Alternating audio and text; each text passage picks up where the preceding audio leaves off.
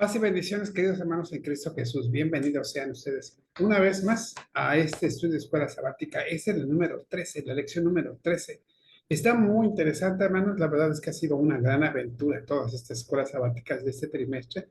Y bueno, me siento muy contento porque la verdad es que hemos logrado hasta llegar hasta acá. Lamento no estar en vivo, pero bueno, ya está aquí la escuela sabática y esta escuela sabática se llama oportunidades para realizar, que es la lección número 13 que tenemos aquí nosotros, de esta serie de escuelas sabáticas que se llamó Comunidad Sanadora.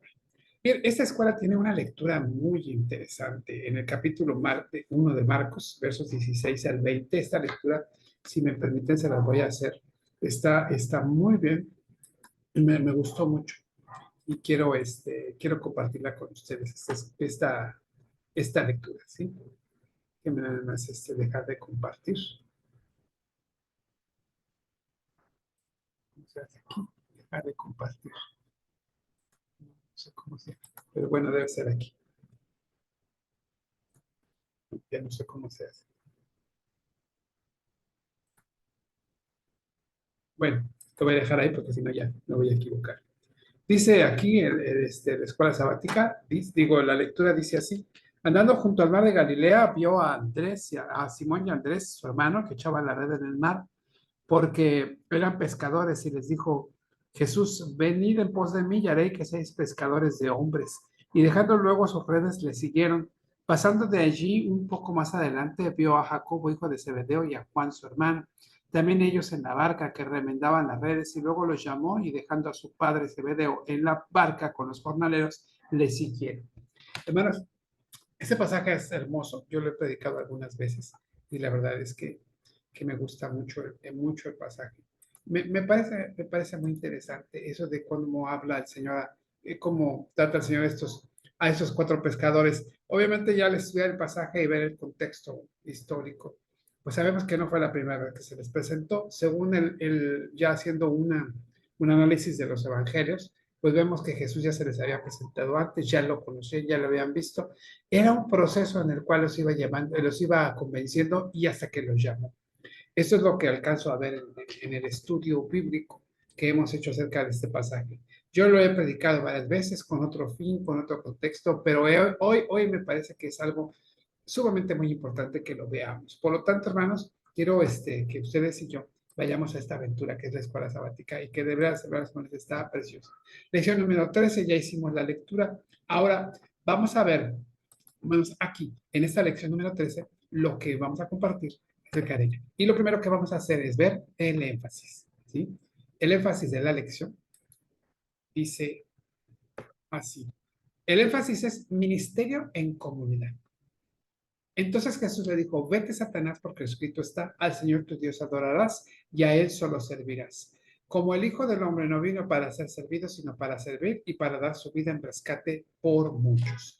Mateo 4:10 y 20:28. Dos pasajes totalmente dispares. El primero está al principio del Evangelio y el último al final. Ahora, estos pasajes no se contraponen, sino vienen siendo un complemento. Lo que él inició haciendo, incluso diciendo a Satanás que se alejara, porque él iba a hacer esta labor. Entonces, acá dice, él ya la hice, ahora ustedes vengan y háganlo.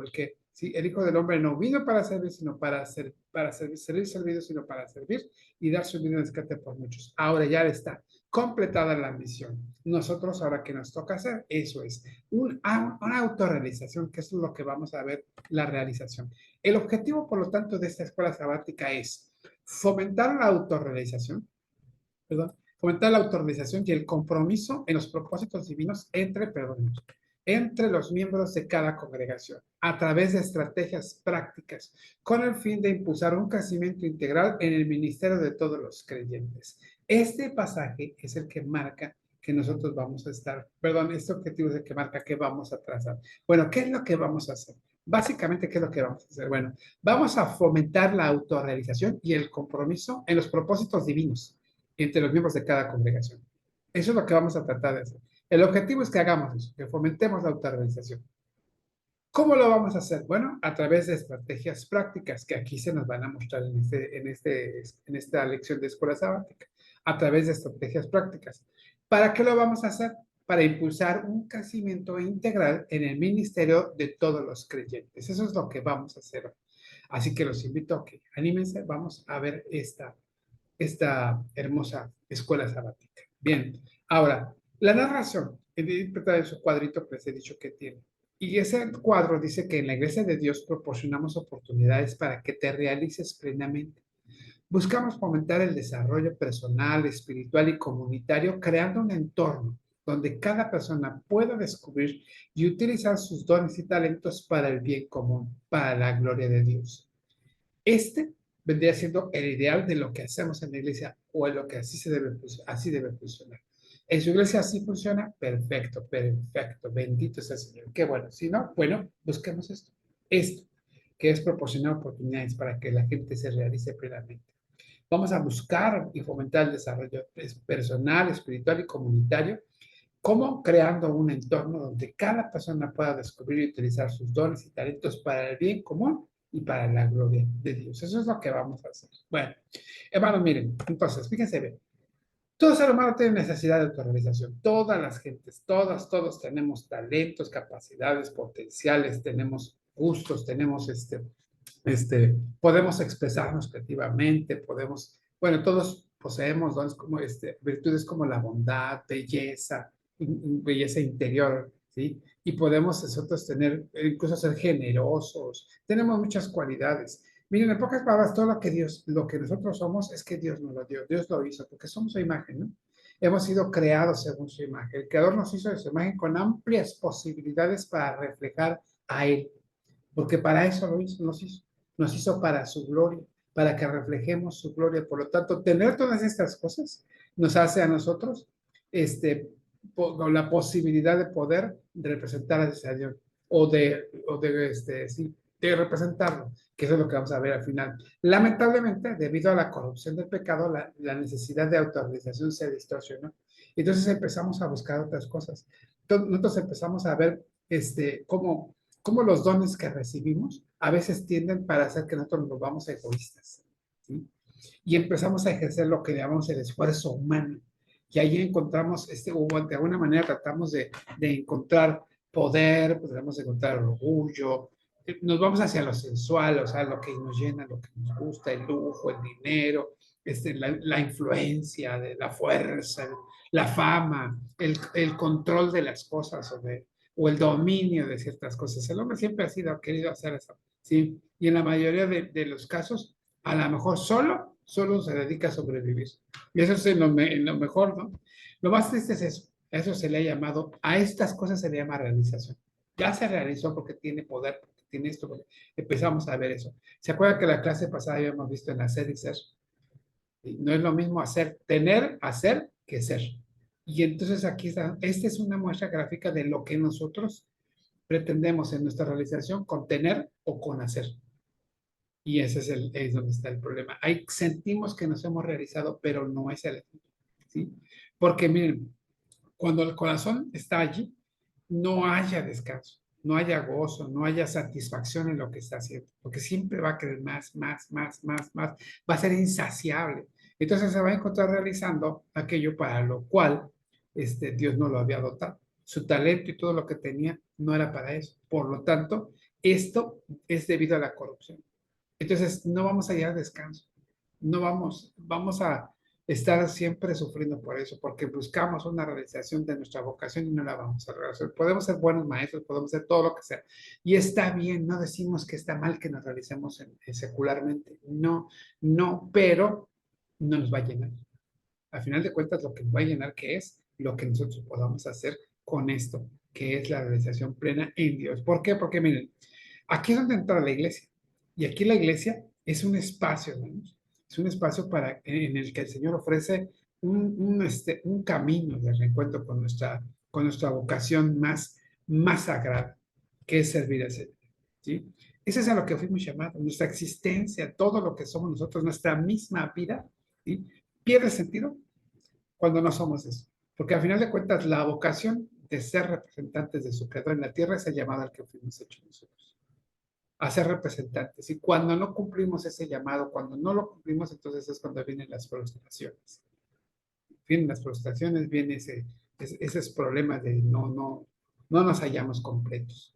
Ahora, seamos completos en otros lados y está bien, repito, está bien que seamos otras cosas afuera y está bien que seamos profesionistas y pero el llamado principal, la vocación de cada uno de nosotros es el servicio al Señor, como representantes de su creación, porque así fuimos creados, lo dijimos al principio. Bueno, así tiene que terminar. Por lo tanto, hermanos, ¿cómo podemos hacer todo esto? Que la vocación de nuestro ser represente al Creador en la tierra. Bueno, lo podemos hacer a través del ministerio de todos los creyentes.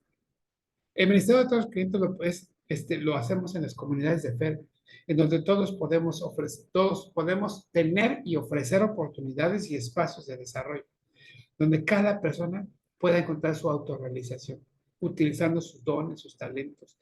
Eso es lo que hacemos nosotros. Ese es el gran recurso en el que Jesús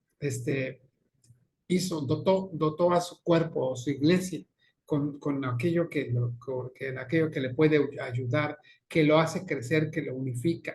Esto es precisamente lo que significa entonces tener comunión. Cuando todas esas cosas se concatenan para poder crecer y desarrollarnos todos juntos. Eso exactamente se llama comunión. Ahora, si eso es lo que tenemos, entonces, hermanos, nosotros podemos entender una cosa.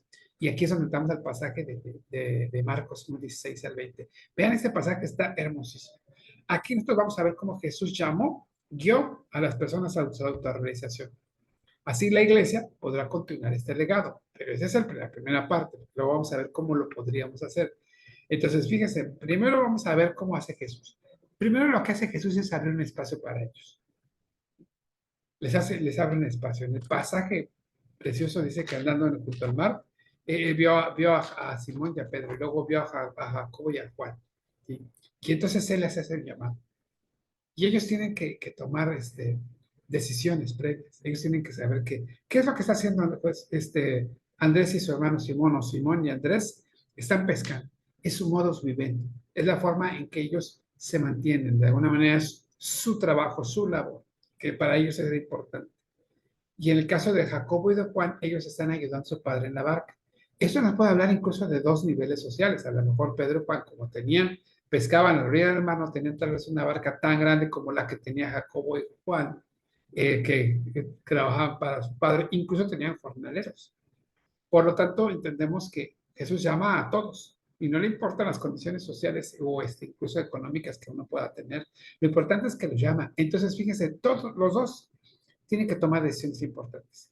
Jacobo, Simón y Andrés dejar la labor que desarrollan y Jacobo y Andrés dejar de ayudar a Jacobo y Juan, dejar de ayudar a su padre, dejar de estar con él. Son decisiones que tienen que tomar. La pregunta es si estaban dispuestos a pagar el costo, si estaban dispuestos ellos a pagar el costo de lo que implica seguir a Jesús, hacerle caso al llamado. Tienen que tomar entonces la primera decisión, después, si están dispuestos a pagar el costo.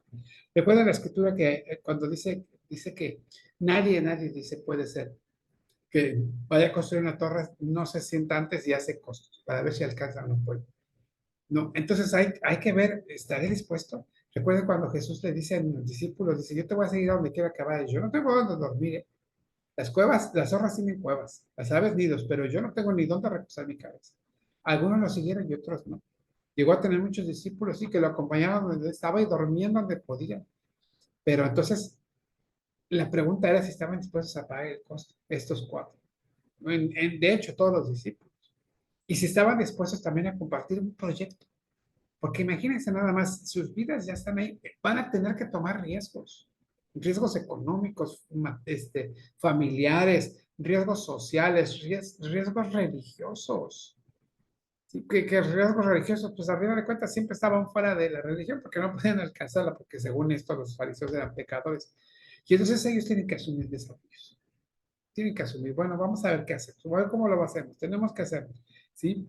Esos riesgos incluso llevarían, por ejemplo, a lo mejor hasta el fracaso, si es así, podrían ser llamados a ser incomprendidos, a ser odiados, la crítica y la burla de las gentes, etcétera. No, son muchos riesgos que tienen que asumir y muchos desafíos. Y tratándose de estos hombres, ¿sí? Jesús él primero asume el desafío de transformar a estos hombres rudos en predicadores del Evangelio. Porque dice, ya no van a pescar peces, ahora van a pescar hombres. Y ese es su desafío de Jesús. Él lo toma, lo asume. Son desafíos. Si él lo asume, ellos también tendrán que asumir desafíos después. Esto es lo primero. Esto es lo primero que hace. Lo segundo, les hace un llamado directo y personal. Además, fíjense, él les llama sin intermediarios, llega con ellos directo. Ve a Juan, ve a Jacobo, ve a Simón, ve a Andrés y los llama. No busque intermediarios, no va Juan el Bautista, no los llama. Incluso en otro pasaje en el Evangelio de Juan, creo que es cuando dice que está Jacobo y Juan, los dos están con un discípulo y él están con Juan el Bautista. Entonces el discípulo cuando ve a Jesús, le dice, mira aquí, ese es Jesús. Jesús, ese es. Y entonces los discípulos, que se entiende que eran Jacobo y Juan, lo siguieron. Entonces, vean cómo el llamado es un proceso también, no es un suceso, sino un proceso. Y en ese llamado, ellos están recibiendo la llamada personal, directa de él, sin intermediar. Nadie les está diciendo, vayan a seguirlos, no. Ellos toman la decisión. Ese llamado es directo hacia ellos. Eso, miren, hermanos, es un llamado impensable. ¿A quién se le ocurre? Es inaudito, hermano. ¿A quién se le ocurre irse así, recibir un llamado así? Imagínense nada más. Llega el Señor y le dice a Abraham, ¿sí? Vete de tu tierra, de tu casa, de tu parentela, a la tierra que yo te mostraré. Ah, sí, Señor, cómo no, y asume el desafío. Va y le dice, imagínense nada más, impensable, por ejemplo, para Sara, ¿no? Sara, nos vamos. Sí, Señor, cómo no. ¿A dónde? No sé. Que iba a lo mejor echarse libre. Donde caiga ahí nos vamos, ¿no? Dice, ¿a dónde vamos, no? ¿Quién te dijo? Me lo dijo el Dios de las montañas. Pero, o sea, ya eres el iluminado, ¿qué onda? ¿Qué vas a hacer? Pues así, esos son los riesgos. Son llamados sin intermediarios, son impensables e inauditos, hermano. Y esto implica, en ese llamado implica a una relación personal. Vamos a relacionarnos personalmente con el Señor. Abraham se tuvo que relacionar con el Señor. Moisés se tuvo que relacionar con el Señor. Los profetas, Daniel y otros más, incluso los discípulos tuvieron entonces que empezar una relación personal con el Señor. Y se los dejaron todo y le siguieron. Entonces, fíjese, su vida era una. Y el Señor llega y les hace el cambio de su epicentro. Lo que ellos pensaban, lo que ellos tenían como el centro de su vida, tiene que ser reorientado, tiene que ser cambiado. Él reorienta vidas hacia un nuevo centro. Y esto, hermanos, pues tiene que implicar cambios profundos en sus prioridades. Hermanos, crean, hermanos, que a veces hay hermanos que tenemos que tomar riesgos y tenemos que tomar decisiones que implican incluso nuestra economía, nuestra familia. Pero el Señor es bueno. Pedro le decía a Jesús, decía, Señor, hemos dejado todo, te hemos seguido, ¿qué hay para nosotros? Y yo creo que a veces uno como pastor, como ministro, como siervo del Señor, como líder de una iglesia, tiene que preguntarse cosas como esas. Y bueno, ¿y qué? Porque esto del llamado, cuando el Señor abre un espacio de oportunidad para nosotros, entonces nos hace un llamado personal y nosotros decidimos cambiar nuestro epicentro de lo que teníamos hacia otro. Y ese es el problema de mucha gente. Cambiarlo y tener que dejar y asumir riesgos, hermanos, que son impensables e inauditos. Eso es lo difícil. Y allí es donde estriba el problema. El joven rico le llegó y le dijo a Jesús, yo te voy a seguir, dime qué tengo que hacer para tener la vida eterna. Guarda los mandamientos, ya lo hice, vámonos, ¿qué más? ¿Qué más? Vende todo lo que tienes. No quiso cambiar el epicentro de su vida. Saqueo lo cambió, dijo, en este momento lo que deba, lo pago 4 tantos y la doy la mitad de mis bienes. Mateo cambió su epicentro. Mateo estaba sentado en el banco de los tributos públicos y entonces el Señor lo llama y él se levanta y lo sigue, lo lleva a su casa y le da ese cenar.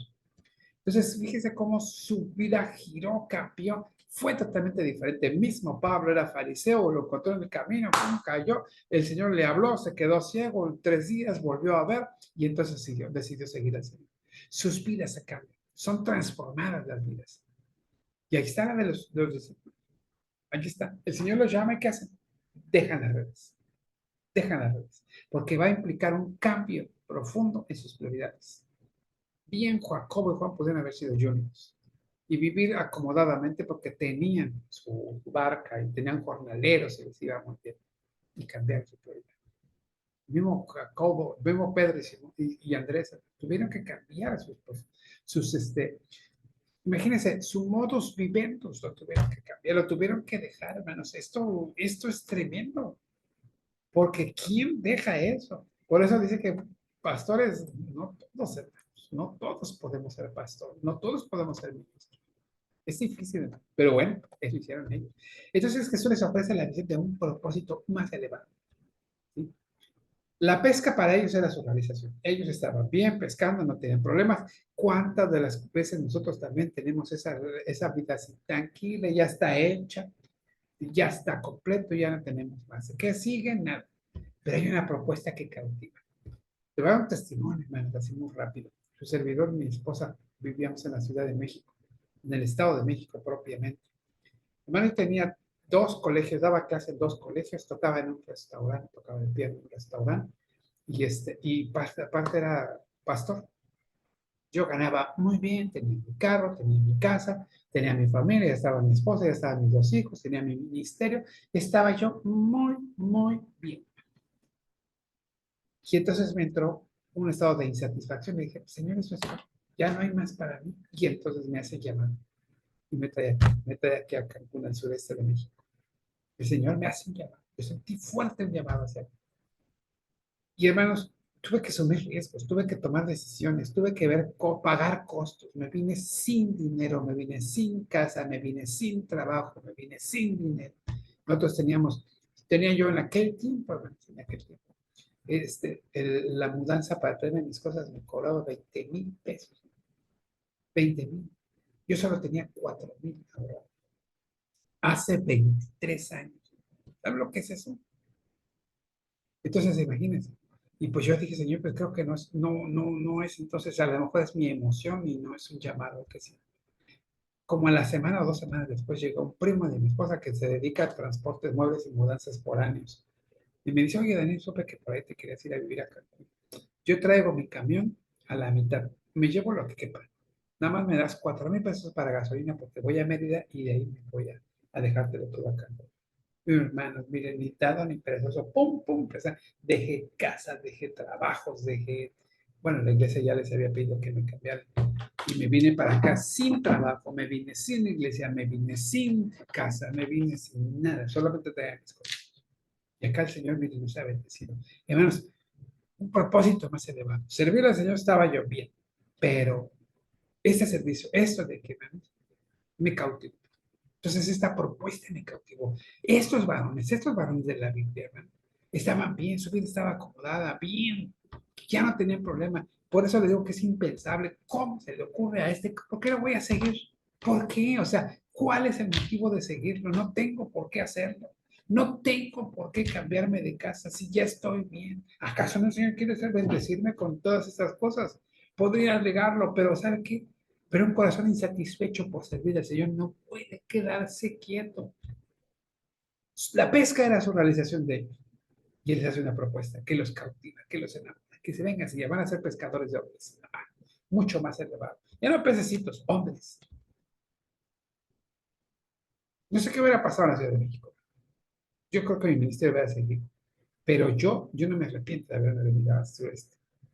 Acá el Señor me ha llevado, me ha puesto y me ha dado muchas cosas. Y me siento muy feliz, muy feliz. Ahora, hermano, esto provocó un proceso de transformación. Para ellos implicó un cambio profundo en sus vidas. En la mía cambiaron totalmente. Su corazón encuentra el eco que anhelaba a Jesús. Quería alguien que le respondiera así. Cuando vemos en el libro de Isaías, cuando el Señor está hablando con Isaías, le dice, ¿quién? Dice, hasta que dijo, venme aquí, encuentra eco, encuentra eso. Señor, ofréceme a tu hijo. Sí, Señor, ¿cómo no? Encuentra eco. Jesús anhela. Por eso les ofrece una oportunidad para autorrealizarse, bueno, para realizarse en Él. ¿Sí? Ustedes van a vivir conmigo, van a estar conmigo, van a caminar conmigo, van a vivir conmigo.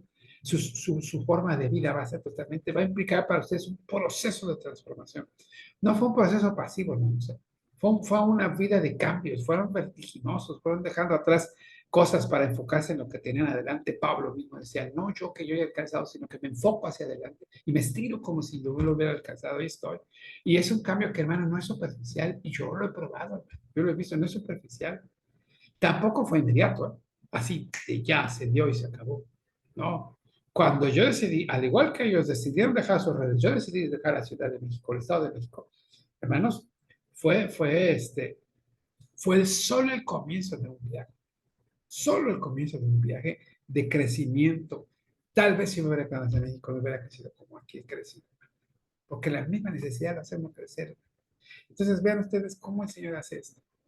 Eso lo hace con los discípulos. Por eso le digo que me pareció maravilloso el pasaje, porque cuando lo leí dije, Señor, me estás hablando. Bueno, ¿me sabes algo? Me hablas al frente. Claro que me conoce el Señor. Claro que me conoce. Sabe el Señor nuestros dones, lo que nosotros tenemos como dones y talentos y nos quiere usar. Quiere que todo esto lo usemos no para nuestra gloria, no para nuestra vanagloria, no para para adquirir poder, fama, fortuna, no, hermano. Lo hace para que nosotros lo honremos a Él, para que seamos nosotros, como decíamos en el principio, decíamos que seamos fieles representantes del Señor, fieles representantes de su gloria. Y eso es lo que vamos a hacer. Eso es lo que nos pide. Por lo tanto, hermano, miren, este, esto de seguir así implica costo, asumir riesgos y experimentar transformaciones. Miren, los espacios que podemos abrir. Ahora hay que repetir estos mismos procesos que se hizo con los discípulos aquí. Ahora hay que hacerlo con la iglesia. Nosotros, los líderes, los pastores, los ministros, los hermanos que estamos al frente, usted que está estudiando esa escuela sabática ya debe ir un paso más adelante de los hermanos. Por eso tienen que ayudarlos para que abramos espacios para el servicio. Hay que involucrar a todos los hermanos que experimenten, que vean cuáles son los ministerios que hay, a ver cuál encajan y cuál le dan. Porque al final de cuentas de eso se trata, de que experimenten dones. Yo siempre quise experimentar en diferentes lugares hasta que creo que le pegué. Pero hermanos, miren, así cada hermano, no sabemos, hermanos, no sabemos si tenemos, si podemos o no ser los líderes que debemos ser, porque no experimentamos. Miren, hermanos, otro hecho que me sucede últimamente, hermanos, hay un niño en una iglesia de acá, de esta zona, no voy a decir nombre ni lugar, pero es un niño que todo el mundo lo tiene como niño travieso, latoso, y bueno, y sí, la verdad es que sí es travieso, y la verdad es que sí es latoso, hermano. Pero su mamá me habló y me dijo, hermano, me gustaría que le diera clases de música. Sí, hermano, cómo no, con mucho gusto. Yo fui, pues, escéptico. Pero, hermanos, me estoy topando con un niño tan capaz para tocar. Y miren que de esos casos he tenido 3 o 4. Los puedo contar con la mano, les puedo dar sus nombres. De chicos que les he enseñado que han salido excepcionales. Y ese niño lo va a hacer. Entonces, fíjense, si no hubiera a su mamá experimentado en un nuevo ministerio o en una nueva cosa para un nuevo don para él, vamos a tener ahí un ministro de alabanza, pero necesitábamos experimentar. Ahora necesitamos involucrar. Cada uno de los hermanos debe involucrarse en una tarea, en algo, tienen que hacer algo. Tenemos una hermanita que se mete con los niños, y pues la verdad, sí, como que no mucho, y lo metemos por aquí, la metemos por allá, y hasta que encontramos cuál es la oración. Uy, hermana, le encanta hacer oración. Bueno, pues mete la oración y organiza a los hermanos y las oraciones y los llama y los invita. Todos los días está invitando a los hermanos a orar. Y a mí me encanta eso. Cuando alguien encuentra eso. Entonces hay que abrir espacios. En el programa, hermanos, y hagan programas diferentes, no uno solo que dirijan muchos niños, adolescentes, jóvenes. ¿Por qué no ponen niños a recoger la ofrenda? Pues, a lo mejor algún día uno de esos niños va a dar el salto. Póngalos a hacer una lectura bíblica, a la oración inicial, la de los diezmos, las ofrendas y los diezmos, la oración por el sermón. Ponga hermanas a hacer lecturas, a dar la bienvenida. El ministerio de alabanza que explote sus dones y sus talentos. Hay hermanos que cantan muy bien, ahí están. Hay tantas cosas que podemos hacer. Hay que abrir espacios. Ahora, hay que hacer llamados personales. Les decía que Jesús, en el caso de los discípulos, les hace un llamado personal a las personas, pero no creo que es o sea, ese es pareciera ser un suceso. Dejaron las redes y le siguieron, pero es un proceso. Lo vemos, ustedes véanlo. En los evangelios se narra que Jesús ya había estado con ellos anteriormente. Ya habían predicado y Pedro estaba allí y le dijo, Pedro, haz tu barca, echa tu barca más hacia el fondo, más hacia adentro, boga mar adentro. Ya estaban con él, ya había habido muestras de poder de parte de Jesús. Entonces, vean ustedes, cuando comienza su ministerio Jesús, ya era conocido por los apóstoles. Bueno, en este caso por Pedro, Andrés, Juan y Jacobo y otros más, ya lo conocían. Lo único que hizo, bueno, después de conocerlos, les hace un llamado personal. Hermanos, nosotros conocemos a las ovejas. Usted conoce a sus hermanos como líder, conoce a los hermanos, a los niños, a los adolescentes, a los jóvenes, a las mujeres, a los varones, a los adultos mayores. Pastores conocen a sus obreros, háganle llamados personales, ven, sirven a Dios, sirven esto, sirven aquello, vente. porque esos llamados que les hacen, hermano, tienen que tener la cuestión que dice el punto 3, enfocarnos en el propósito más elevado. No solo vas a hacer eso, sino vas a hacer esto, fíjate nada más. Ya no solamente le decía a la hermana, ya no solamente le vas a dar clase a los niños, ahora vas a hacer algo mayor que es llevarnos, a apoyarnos en la oración. Hermanos, llevarlos hacia allá, hacer que sus propósitos sean más elevados todavía. Hay que buscar formas de ponerlos ahí, pero también animarlos a que se puedan crear nuevos ministerios y también, hermanos, hacerlos a que esos llamados personales, identificando los dones y haciéndolos que desde el liderazgo de la localidad les hagamos esas invitaciones para que descubran esos dones. Y así entonces van a estar ellos trabajando y sentados en la misión. ¿Sí? No van a estar en actividades sin propósito, porque como sus propósitos, sus enfoques son más elevados, perdón, son más elevados, entonces ellos van a encontrar que se encuentran dentro de la misión, están trabajando en la misión, porque hermano, no sería justo estar derrochando recursos humanos en personas que se distraen solamente haciendo, porque no han encontrado su llamado.